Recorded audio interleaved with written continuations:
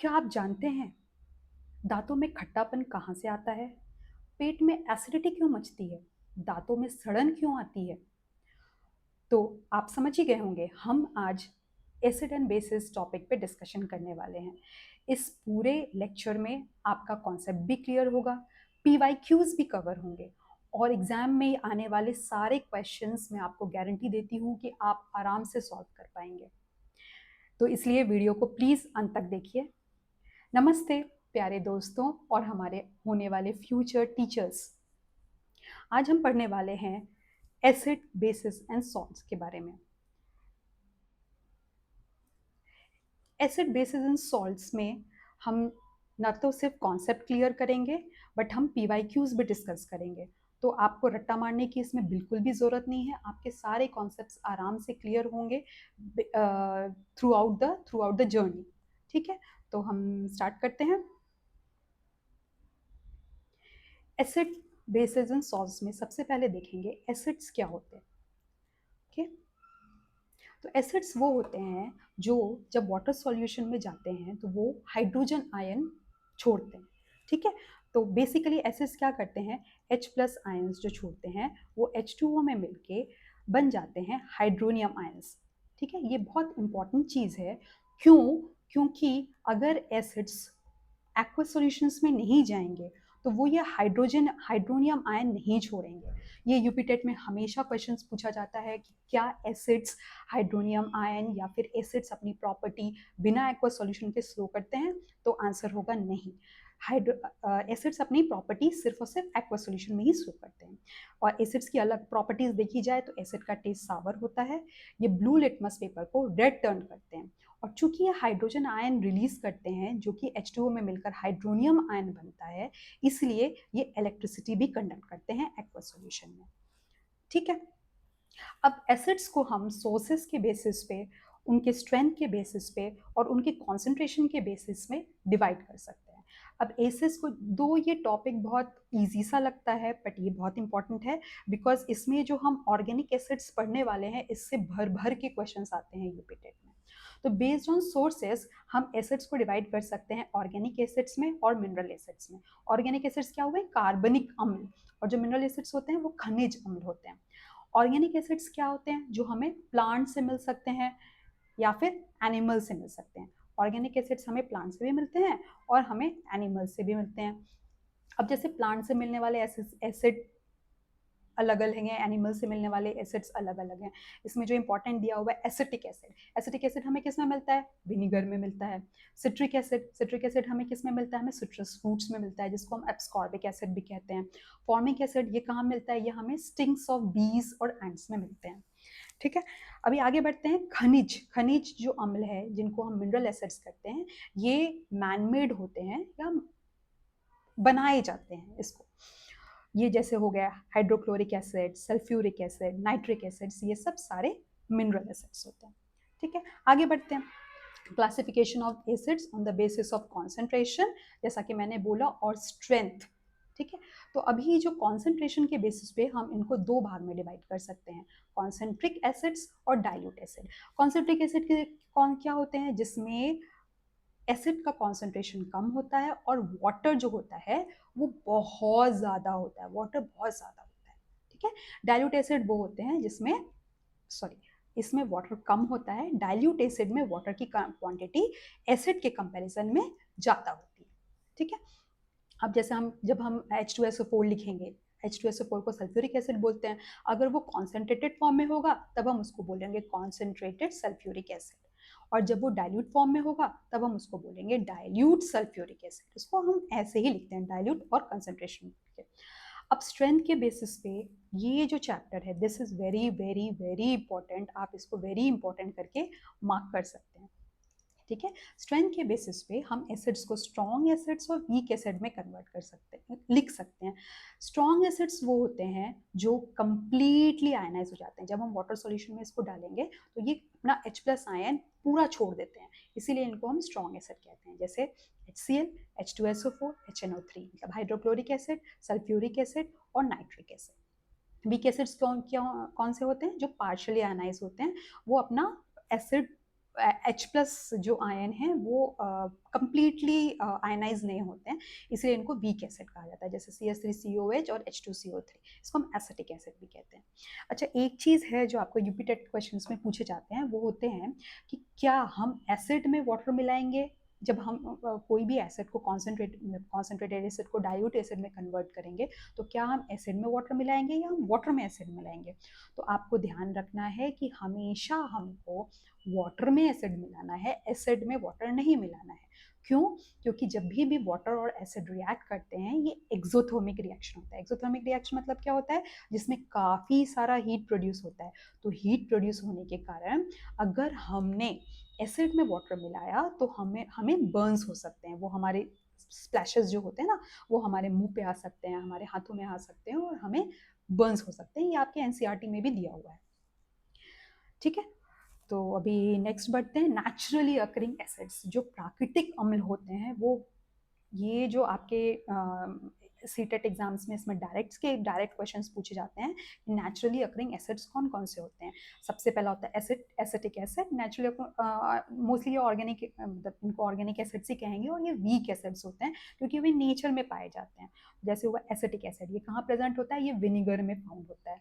इसको हम food preservation और कुकिंग में भी यूज़ करते हैं। आपने देखा होगा घर में मम्मियाँ विनेगर यूज़ करती हैं फूड प्रिजर्वेशन के लिए। फॉर्मिक एसिड, फॉर्मिक एसिड कहाँ पाया जाता है? ये एंट स्टिंग में पाया जाता है। निटल लीफ करके ये एग्जांपल्स, ये क्वेश्चंस आते हैं आपके यूपी टेट में कि कौन से लीफ में पाया जाता है, प्लांट्स कौन सा होता है जिसमें फॉर्मिक एसिड पाए जाते हैं। तो ये होता है निटल लीफ।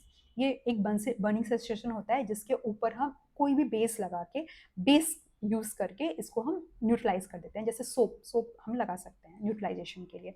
फिर होता है सिट्रिक एसिड, ये किस में पाया जाता है? ये सिट्रस फ्रूट्स में पाया जाता है, जैसे लेमन में पाया जाता है, ऑरेंजेस में पाया जाता है। लैक्टिक एसिड, ये कर्ड में पाया जाता है, दही में पाया जाता है, जो मिल्क फर्मेंटेशन में भी हेल्प करता है। उसके बाद होते हैं ऑक्जेलिक एसिड। ऑक्जेलिक एसिड किस में पाए जाते हैं? ये स्पिनच में पाए जाते हैं और टोमेटो में पाए जाते हैं।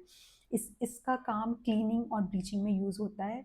एक इम्पॉर्टेंट चीज़ है कि जो ये स्पिनच, ये ऑक्जेलिक एसिड होता है, ये कैल्शियम से कंबाइन करके कैल्शियम ऑक्जेलेट बनाता है। ये जो कैल्शियम ऑक्जेलेट होता है, ये हमारे किडनी स्टोन के लिए बहुत ही डेंजर होता है ना। तो हमें, अगर हमें किडनी स्टोन है या ऐसा कुछ है, तो हमें ऑक्जेलिक एसिड कम यूज़ करना चाहिए, मतलब स्पिनच, टोमेटो जैसी चीज़ें वो थोड़ा कम यूज़ करना चाहिए। एब्सकॉर्बिक एसिड, ये किस में यूज़ होता है? ये विटामिन सी में पाया जाता है। विटामिन सी किस में होता है? आंवला में होता है और ऑरेंज में होता है। ये हमारी इम्यूनिटी के लिए बहुत ही अच्छा होता है, स्किन हेल्थ भी ये मेंटेन करके रखता है। फिर होता है टार्ट्रिक एसिड। टार्ट्रिक एसिड किस में पाया जाता है? वो टर्मरिन में पाया जाता है। टर्मरिन जो होता है वो बेकिंग पाउडर की प्रिपरेशन में यूज़ किया जाता है। एक होता है बेकिंग सोडा, ठीक है, एक होता है बेकिंग पाउडर। बेकिंग सोडा और बेकिंग पाउडर में क्या अंतर है? बेकिंग सोडा भी NaHCO3 होता है, बेकिंग पाउडर भी NaHCO3 होता है, सोडियम बाइकार्बोनेट होता है, जो कि केक्स में यूज होता है बेकिंग पाउडर। लेकिन बेकिंग सोडा में टार्ट्रिक एसिड अगर मिला हुआ हो या कोई भी एसिड मिला हुआ हो, तो वो हो जाता है बेकिंग पाउडर। वो ऑटोमेटिकली कार्बन डाइऑक्साइड रिलीज करता है जब वो किसी भी सॉल्यूशन में मिक्स होता है। तो वंस कार्बन डाइऑक्साइड रिलीज होता है, तो केक्स जब हम बनाते हैं तो उसमें हम बेकिंग पाउडर डालते हैं। कार्बन डाइऑक्साइड रिलीज होने के कारण वो केक्स जो हैं वो फ्लफी बन जाते हैं, जिसके कारण उसमें सॉफ्टनेस आ जाती है। तो ये टार्ट्रिक एसिड इसलिए बेकिंग पाउडर प्रिपरेशन में यूज़ किया जाता है। मैलिक एसिड कहाँ होता है? मैलिक एसिड होता है एप्पल में फाउंड किया जाता है। जो एप्पल में भी होते हैं, ये अनराइप फ्रूट्स जो होते हैं पेयर में प्रेजेंट होता है। ये फूड प्रिजर्वेटिव्स के काम में आता है, फ्लेवर देने के काम में आता है, मेडिसिन में भी ये यूज़ किए जाते हैं। ठीक है, आगे बढ़ते हैं। Basis and alkalis, this is an important chapter, और ये बेसिस और एल्कलीज में जो क्वेश्चंस हैं ये बहुत बार पूछे जाते हैं, और 90% ऑफ द स्टूडेंट्स इसको गलत कर देते हैं। तो बेसिस क्या होते हैं? बेसिस वो होते हैं जो हाइड्रोक्सिल आयन छोड़ते हैं जब वो एक्वा सॉल्यूशन में मिक्स किए जाते हैं। ठीक है, तो जब हमने पढ़ा था एसिड, तो एसिड कौन सा आयन छोड़ते थे? वो हाइड्रोजन आयन छोड़ते थे, और ये हाइड्रोक्सिल आयन छोड़ते हैं। बेसिस बिटर इन टेस्ट होते हैं, रेड लिटमस को ब्लू करते हैं, और ये सोपी और स्लिपरी होते हैं टच करने के लिए। ठीक, और ऑब्वियसली बेसिस जो होते हैं वो रिएक्ट करते हैं एसिड के साथ, क्या बनाएंगे? सॉल्ट बनाएंगे और वाटर बनाएंगे। ठीक है, और ये एक न्यूट्रलाइजेशन रिएक्शन होता है, इस रिएक्शन को हम न्यूट्रलाइजेशन रिएक्शन भी कहते हैं। ठीक है, ठीक है। अब एक बहुत इंपॉर्टेंट चीज़ है, हम कैसे याद करेंगे बेसिस को, उसके प्रॉपर्टीज़ को कैसे याद करेंगे? तो हम याद रखेंगे बी, बी और बी। बी मतलब बेसिस, बी मतलब बिटर, बी मतलब टर्न्स रेड लिटमस ब्लू। इससे हमको बी, बी बी मतलब तीनों बेसिस की प्रॉपर्टीज, बेसिस की तीनों प्रॉपर्टीज याद हो जाएंगी और एसिड भी साइमल्टेनियसली याद हो जाएगा। ठीक है, अभी ये देखना है कि बेसिस और एल्कलीज में क्या अंतर होता है। तो difference between basis and alkalis, जब बेस को हम वाटर सॉल्यूशन में डालते हैं, या बेस वो वाला बेस, ऐसा बेस जो वाटर में डिसॉल्व हो जाता है, उसको हम बोलते हैं एल्कलीज। सारे बेसिस वाटर में डिसॉल्व नहीं होते हैं, कुछ होते हैं कुछ नहीं होते। जैसे होता है copper oxide, copper oxide water में डिसॉल्व नहीं होता है, तो वो क्या है, वो बेस है, but it is not an alkali, वो एल्कली नहीं है। जब सोडियम होगा, सोडियम वाटर में आसानी से डिसॉल्व हो जाता है, तो सोडियम क्या बनाता है, वो एक एल्कली बनाता है। ठीक है, तो अगर हम इसको एक सेट सेट के थ्रू देखें, तो ये अगर ये आपका एक बड़ा सा,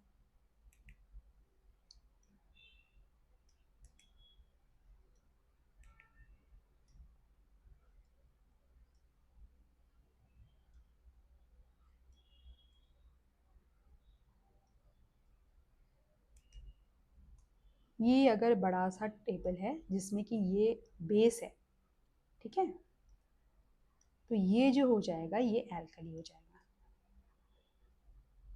मतलब all alkalis are bases, but all alkalis are bases, but all bases are not alkali।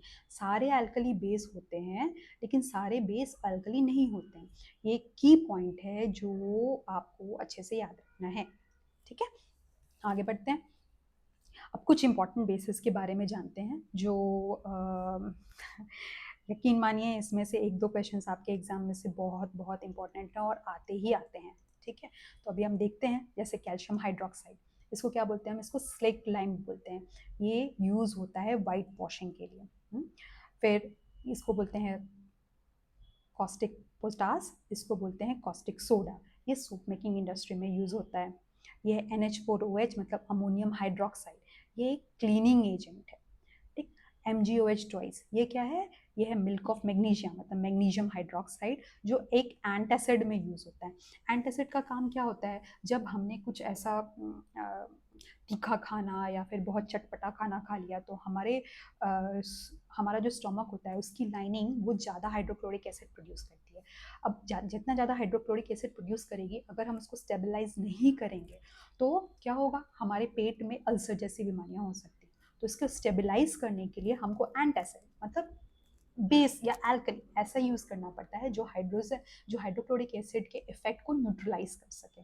तो उसके लिए हम क्या यूज करते हैं, उसके लिए हम मिल्क ऑफ मैग्नीशिया या मैग्नीशियम हाइड्रोक्साइड यूज करते हैं। हम उसके लिए बेकिंग सोडा भी यूज करते हैं, जिसको NaHCO3 भी कहा जाता है।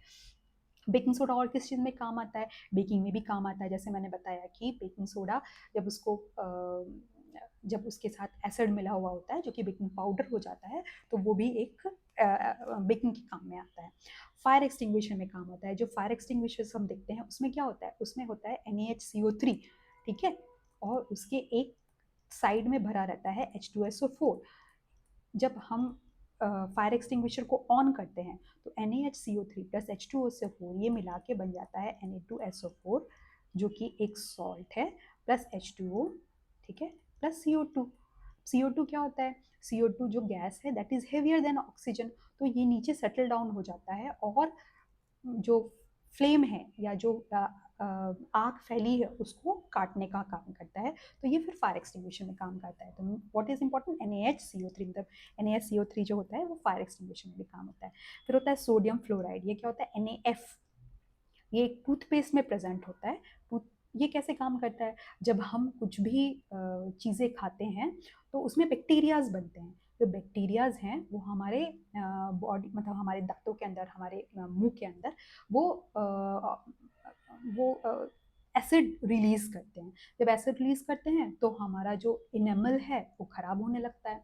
तो उस केस में हमें क्या करना चाहिए, हमें न्यूट्रलाइजेशन करने के लिए कुछ चाहिए, तो इसलिए हम उस समय क्या यूज़ करते हैं, टूथपेस्ट यूज़ करते हैं। टूथपेस्ट में क्या होता है, सोडियम फ्लोराइड होता है, that which is a base, तो इसीलिए वो उसके इफेक्ट को, एसिडिक इफेक्ट को न्यूट्रलाइज कर देता है। इसलिए कहा जाता है कि 2 बार ब्रश करो, सुबह शाम ब्रश करो, ऐसा। ठीक है, अभी हम आगे पढ़ते हैं नेचुरल इंडिकेटर्स। ये जो टॉपिक है, इसमें से एक क्वेश्चन आपके सी टेट यूपी टेट में आने ही वाले हैं, आप ये लिख लो। ठीक है, अब इसमें नेचुरल इंडिकेटर्स 3 टाइप के होते हैं। एक नेचुरल इंडिकेटर्स जो होते हैं वो हमें यूज़ करने के काम में आते हैं, वो हमें पता लगाते हैं कि हम एसिड है, हमारे पास जो सामान है वो एसिड है या बेस है। अभी तक तो हमने पढ़ा कि भाई एसिड होता है वो सावर इन टेस्ट होता है, और जो बेस होता है या जो क्षार होता है उसका टेस्ट होता है बिटर। तो हम कैसे समझेंगे कि ये टेस्ट तो हम कर नहीं सकते, तो हम कैसे समझेंगे कि कुछ ये एसिड है या बेस है। तो उस केस में हम क्या करते हैं, वो हम उस केस में इंडिकेटर्स यूज़ करते हैं। इंडिकेटर्स 3 टाइप के होते हैं, नेचुरल इंडिकेटर्स होते हैं, सिंथेटिक इंडिकेटर्स होते हैं, और उसके बाद ओल्ड फैक्ट्री इंडिकेटर्स होते हैं। नेचुरल इंडिकेटर्स क्या होते हैं, जो हमें प्रकृति से मिलते हैं, प्राकृतिक सूचक होते हैं, वो हमें डायरेक्ट प्रकृति से मिलते हैं। इसमें हम 4 इंडिकेटर्स के बारे में पढ़ेंगे, लिटमस, टर्मरिक, रेड कैबेज और चाइना रोज। इसमें से एक क्वेश्चन आपको जरूर आते हैं, तो ये क्वेश्चन तो आपका 100% फंस जाएगा। लिटमस पेपर क्या होता है, जैसा कि मैंने आपको बताया, बी बेस जो होता है वो लिटमस पेपर को ब्लू टर्न करता है। लिटमस का एक्चुअल कलर जो होता है वो पर्पल होता है, और लिटमस लिचन प्लांट से ऑब्टेन होता है। रेड अगर हम एसिड में डालेंगे तो वो ब्लू लिटमस को रेड टर्न कर देगा। ठीक है, फिर आते हैं टर्मरिक को। Turmeric is also natural indicator. हल्दी जो हमारे घर में पाई जाती है, हल्दी का नेचुरल कलर येलो होता है, और जब वो एसिड के साथ रिएक्ट करता है तो वो येलो ही रहता है, और जब वो बेस के साथ रिएक्ट करता है तब वो रेडिश ब्राउन हो जाता है। फिर रेड कैबेज जो लाल पत्ता गोभी होती है, ये एसिड के साथ रिएक्ट करके लाल कलर की ही रहती है, और जब बेस के साथ रिएक्ट करती है तो वो हरे रंग की हो जाती है। चाइना रोज जो गुड़हल का फूल होता है वो कैसा होता है, वो एसिड में रिएक्ट करके पिंक कलर का हो जाता है, और बेस में रिएक्ट करके ग्रीन कलर का रहता है। ठीक है, अब हम पढ़ेंगे सिंथेटिक इंडिकेटर्स के बारे में। सिंथेटिक इंडिकेटर्स में से ये फिनोल्फथलीन जो है ना, ये भी बहुत इंपॉर्टेंट है। इसमें से भी क्वेश्चंस कभी कभार आपको मिल जाएंगे, मतलब यूपी टेट में क्वेश्चंस इसमें से आ जाते हैं। तो फिनोल्फथलीन का जो एक्चुअल कलर है वो होता है कलरलेस। जब वो एसिड के साथ रिएक्ट करता है तो वो कलरलेस ही रहता है, और बेस के साथ रिएक्ट करने के बाद वो पिंक कलर का हो जाता है। उसी तरीके से दूसरा सिंथेटिक इंडिकेटर्स है। ये सिंथेटिक इंडिकेटर्स वो होते हैं जो हमें नेचर में नहीं पाए जाते, वो आर्टिफिशियली बनाए हुए होते हैं। मिथाइल ऑरेंज जो होता है उसका एक्चुअल कलर जो होता है वो ऑरेंज होता है, एसिड के साथ रिएक्ट करके वो लाल बनता है, और बेस के साथ रिएक्ट करके वो पीला बनता है। आपको ये सारे इंडिकेटर्स के बारे में याद होना चाहिए, क्योंकि ये इजी क्वेश्चंस हैं, स्कोरिंग क्वेश्चंस हैं। हम इसमें आराम से मार्क्स स्कोर कर सकते हैं बिना ज़्यादा रैशनल या सब्जेक्टिव टाइप के क्वेश्चंस में जाके। ओल फैक्ट्री इंडिकेटर्स के होते हैं जो सूंघने से हमें पता चले। ठीक है, जैसे अनियन हो गया, प्याज हो गया, लौंग हो गया, ये सब हमें सूंघने से पता चलते हैं, ये ऑल फैक्ट्री इंडिकेटर्स हैं। एसिड के साथ इनका महक या इनकी जो गंध है वो चेंज नहीं होती है, लेकिन बेस के साथ जब ये मिलते हैं तो इनकी गंध खत्म हो जाती है। ठीक, अब हम पढ़ेंगे केमिकल रिएक्शंस ऑफ एसिड्स। भी एसिड्स के साथ जो रिएक्शंस है वो हम पढ़ेंगे विथ मेटल्स, ठीक है, विथ कार्बोनेट्स, ठीक है, और विथ मेटल ऑक्साइड्स। एसिड के रिएक्शंस हम 3 पढ़ेंगे, with metals, with carbonates, carbonates में हाइड्रोजन कार्बोनेट्स भी आ जाएंगे, बाइकार्बोनेट्स जिसको हम बोलते हैं, और मेटल ऑक्साइड्स। और जब हम बेस के रिएक्शन पढ़ेंगे तो बेस के रिएक्शन पढ़ेंगे हम विथ मेटल्स, ओके, और फिर नॉन मेटल ऑक्साइड्स। ये 5 रिएक्शंस जो हैं वो थोड़े इंपॉर्टेंट हैं, वो हमारे एग्जाम्स में आते हैं। ठीक है, तो अभी chemical reactions of acids with metals में अगर हम देखें तो जब कोई भी एसिड मेटल के साथ रिएक्ट होता है तो वो सॉल्ट रिलीज करता है और हाइड्रोजन रिलीज होता है। हाइड्रोजन जो है, हाइड्रोजन का टेस्ट होता है कि जब कोई भी स्प्लिंथ, बर्निंग स्प्लिंथ हम इसके पास में ला जाते हैं तो ये पॉप साउंड के साथ रिलीज होता है। ये हाइड्रोजन का बहुत इंपॉर्टेंट टेस्ट है, और this is an exothermic reaction, मतलब इसमें हीट प्रोड्यूस होता है, हीट प्रोड्यूस होता है। ठीक है, जिसको हम क्या बोलते हैं, एक्सोथर्मिक, एक्सोथर्मिक रिएक्शन बोलते हैं, जिसमें हीट, गर्माहट बाहर आती है। ठीक, तो ये हो गया अपना chemical reactions of acids with metals. दूसरा हम पढ़ने जाएंगे रिएक्शंस विद कार्बोनेट्स, और इसको हम बाइकार्बोनेट्स पे लिख सकते हैं। ठीक, तो एसिड जब कार्बोनेट के साथ रिएक्ट करता है तो सॉल्ट निकालता है, वाटर निकालता है और कार्बन डाइऑक्साइड निकालता है। जैसे एग्जांपल दिया हुआ Na2CO3, जब ये HCl के साथ, Na2CO3 क्या है, ये एक कार्बोनेट है, इसको हमने किसके साथ रिएक्ट करवाया, एसिड के साथ रिएक्ट करवाया, तो हमें क्या मिला, सॉल्ट मिला, इसके NaCl, NaCl किसको बोलते हैं, कॉमन सॉल्ट मिला, वाटर मिला, कार्बन डाइऑक्साइड मिला। कार्बन डाइऑक्साइड का भी एक बहुत इंपॉर्टेंट टेस्ट है जो कहीं ना कहीं कैसे ना कैसे घुमा के हमारे एग्जाम्स में पूछ ही लेता है। अब इसमें हमको जानना होगा कि कार्बन डाइऑक्साइड के टेस्ट क्या है। तो सबसे पहले जानते हैं कि कैल्शियम जब ऑक्सीजन के साथ मिलता है तब वो बनाता है कैल्शियम ऑक्साइड, ठीक है, जिसको हम बोलते हैं क्विक लाइम। ठीक है, अब क्विक लाइम जो है वो वाटर के साथ मिलता है तो वो बनाता है COOH ट्वाइस। ठीक, इसको हम बोलते हैं लाइम वाटर। अब जो लाइम वाटर है ये रिएक्ट करता है कार्बन डाइऑक्साइड के साथ और ये बनाता है कैल्शियम कार्बोनेट। ये जो कैल्शियम कार्बोनेट है ये एक मिल्की प्रिपरेशन है। तो ये जो है मतलब कार्बन डाइऑक्साइड को हम जब लाइम वाटर के साथ पास करेंगे तो वो एक मिल्की प्रिपरेशन बनाएगा जो कार्बन डाइऑक्साइड का टेस्ट है। तो carbon dioxide turns lime water milky दूधिया रंग में कन्वर्ट कर देता है, क्लियर क्रिस्टल हो जाता है, जैसे इसमें दिखाया हुआ है, ये दूध के कलर का हो जाता है। ये एक कार्बन डाइऑक्साइड का टेस्ट है। सेम होता है जब हम एसिड को रिएक्ट करवाएं हाइड्रोजन कार्बोनेट से, जैसे हमने रिएक्ट करवा दिया Na,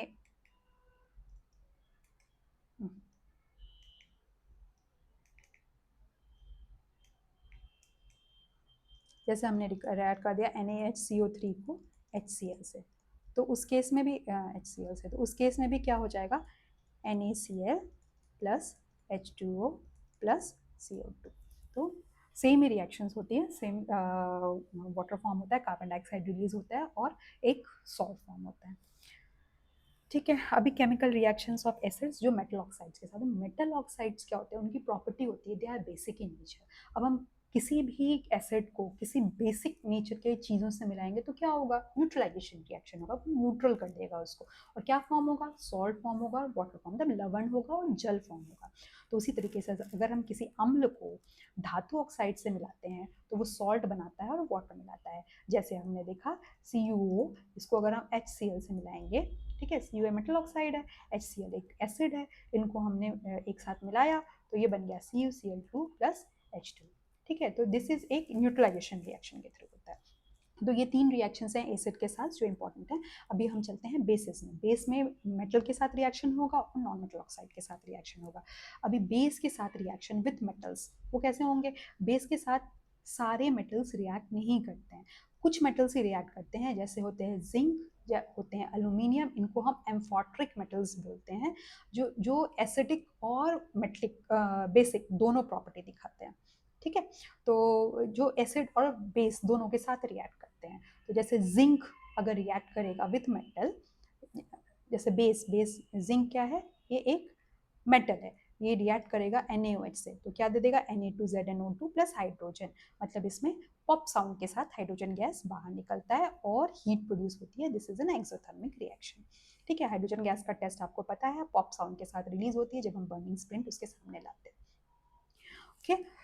फिर केमिकल रिएक्शंस विद बेसिस जो नॉन मेटल ऑक्साइड्स हैं, जैसा कि मैंने आपको बताया metal oxides basic nature show करते हैं, नॉन मेटल ऑक्साइड्स जो होते हैं वो एसिडिक नेचर शो करते हैं। तो ऑब्वियसली वो बेस के साथ मिलके न्यूट्रलाइजेशन रिएक्शन करेंगे, मतलब क्षार और अधातु ऑक्साइड मिलके लवण और जल बनाएंगे जो कि एक न्यूट्रलाइजेशन रिएक्शन है।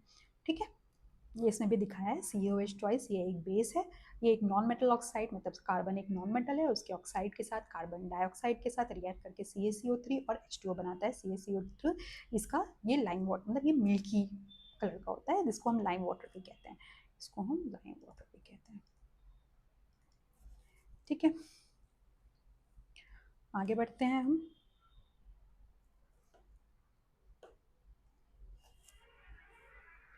अब न्यूट्रलाइजेशन रिएक्शन तो उदासीनीकरण तो अभी हम पढ़ ही रहे हैं, जब भी एसिड और बेस मिलते हैं तो सॉल्ट एंड वाटर यूज़ होता है। उदासीकरण का हमारी डेली लाइफ में बहुत सारे एग्जांपल्स हैं, जैसे हमने बताया एंटासिड यूज़ होता है, उसमें क्या यूज़ होता है, मैग्नीशियम हाइड्रोक्साइड यूज़ होता है, या बेकिंग सोडा यूज़ होता है जो स्टोमक एसिड को कम करने में काम आता है।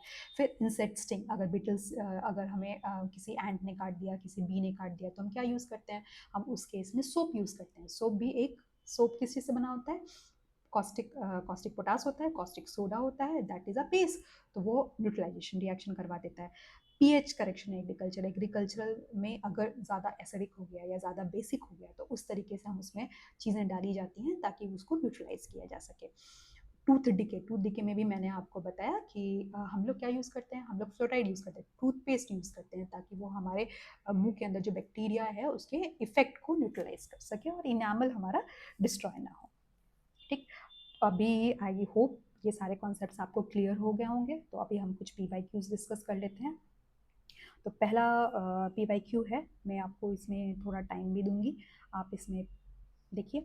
विच acid is present in vinegar, इसमें पहला क्वेश्चन है, A hydrochloric acid, B acetic acid, C sulphuric acid, D nitric acid. तो ठीक है, इसमें पहला आंसर हो जाएगा विनेगर में हमारा एसिटिक एसिड रहता है।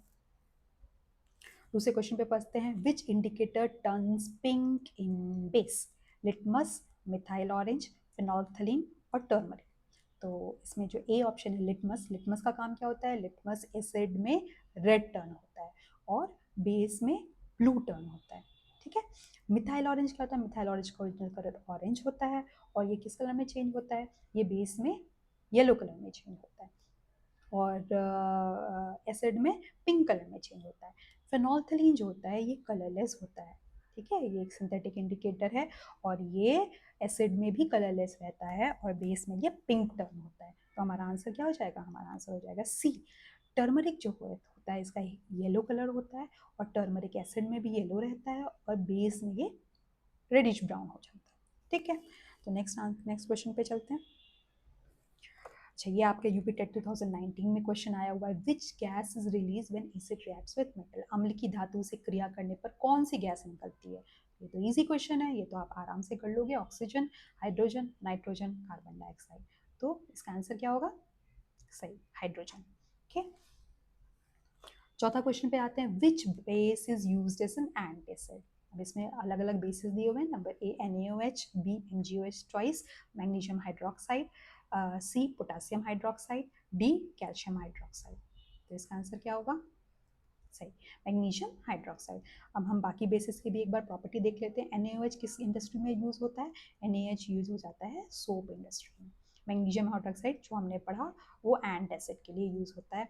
ठीक है, KOH इसको क्या बोलते हैं, इसको पोटास बोलते हैं, कॉस्टिक पोटास, ये किस में होता है, ये भी सोप इंडस्ट्री में यूज होता है।